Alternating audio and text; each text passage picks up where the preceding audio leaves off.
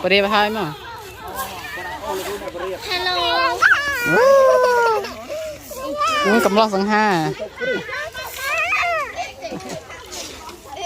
มาสมทอนทุกสัน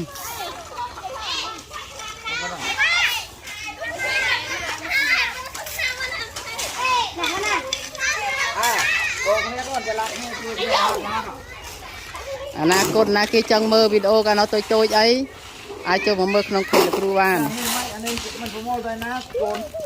โมเดล ជាធម្មតាគ្រូគ្រប់រូបតែងតែចង់ឲ្យសិស្សល្អលុះដោយដំបូលមានទៅណាមកណាមានគេសរសើរថាសិស្សល្អសិស្សពូកែ